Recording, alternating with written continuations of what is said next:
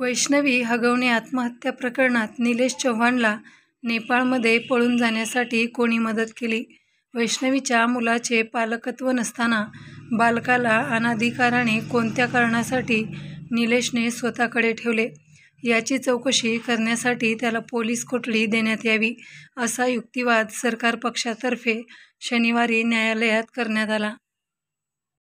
पिंपरी चिंचवड पोलिसांनी निलेशला शुक्रवारी अटक केली. बावधन पोलिसांनी त्याला शनिवारी न्यायालयात हजर केले. निलेश आणि हगवणे कुटुंबातील संबंध काय आहेत? वैष्णवीचा छळ करण्यात कोणाची भूमिका काय आहे, याची चौकशी करायची आहे, असे पोलिसांनी न्यायालयात सांगितले.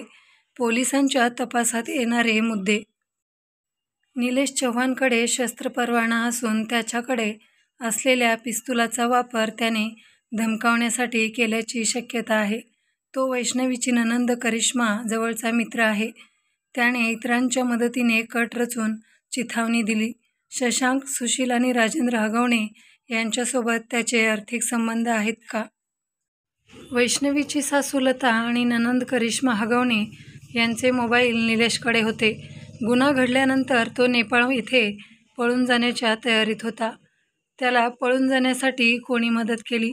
कोणत्या मार्गाने तो तिथपर्यंत पोहोचला?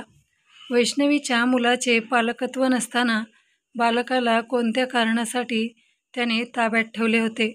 या गुन्ह्यातील आरोपी आणि निलेशमध्ये मोबाईलवर काय संभाषण आणि चॅटिंग झाले? हुंडा म्हणून रोख रकमेसह इतर वस्तू घेण्यात आल्या आहेत. बचाव पक्ष म्हणतो तपास यंत्रणांची भूमिका बिनबुडाची.